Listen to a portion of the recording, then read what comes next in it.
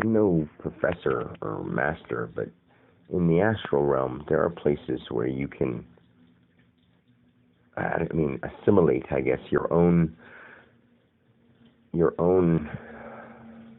fears. Like the people or beings, I would say beings that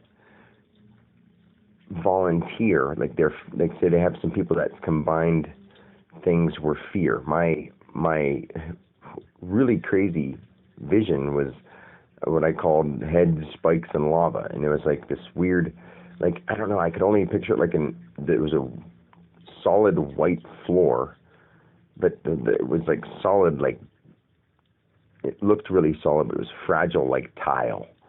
Like it was really thin and tile, but like it looked solid. Anyway, like like sort of like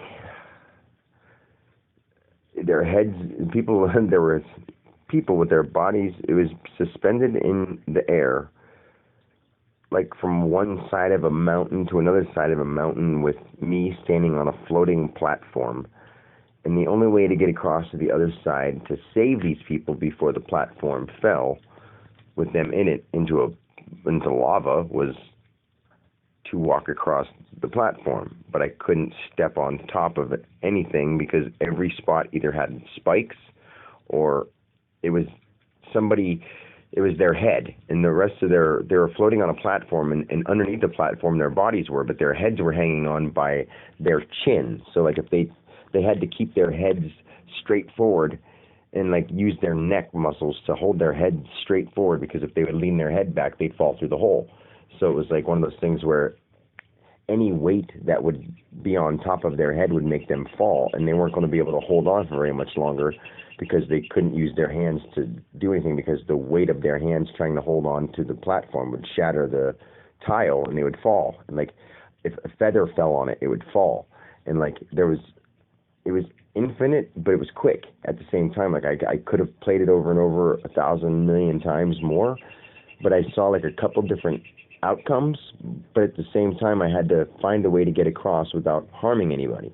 But then I realized, well, I didn't realize, but I knew somehow it was like the people, or the beings that were involved in this, I guess, exercise were people whose fears were falling, volcanoes,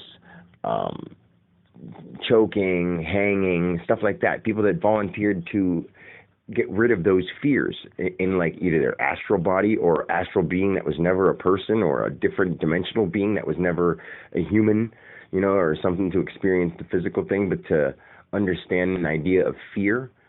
So it was so odd. But then the way I figured it out was I just sort of jumped off towards the lava, and then it all disappeared, and I was fine, and everybody was fine. The only way to answer the whole thing was realizing that I couldn't get hurt anyway.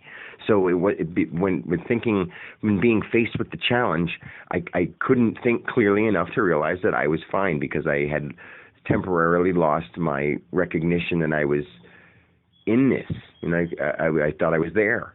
So it was like I didn't become aware until maybe that was I don't know, maybe exercise in awareness, or I was too tired when I tried to do, because I was just trying to do like a meditation, and instead the meditation I did was a 10-minute higher self meditation, and I don't know how long. I mean, the thing was over when I wasn't gone anymore, but it wasn't that long, because I was sitting outside Giant Eagle from 5:15 till 6. So, and it was during that 10-minute higher self meditation, because I didn't want to play a whole bunch in a row in case I fell asleep and have it play over. So I set my phones and then, put that one on, and I had a second one lined up so that after that one was done, I was going to play it, but I never played it. So it was just sitting there like with the replay circle in the middle of YouTube when I got done and I looked at it. But anyway,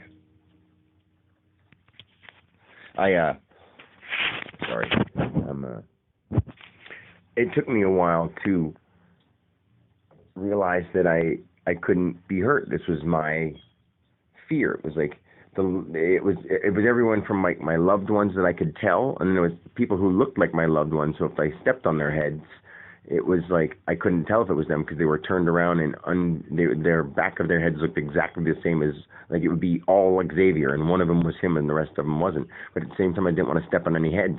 And if I didn't step on any heads, I'd step on spikes.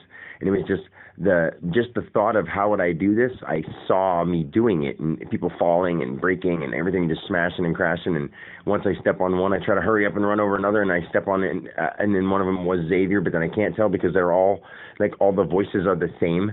So it was just weird. It was hard to explain. It was really fascinating, but it was really cool. It was scary, but you know, after you get done with the whole exercise or experience, or I don't know, I wasn't looking for that, but it was really cool, and I couldn't get it out of my head until I recorded it. It's 2 in the afternoon now, and I wanted to do it, but I was working, and while I was working, I couldn't think of how to put it into words without sounding. Well, I didn't have much time because I got done with that meditation. That was the last time I had before.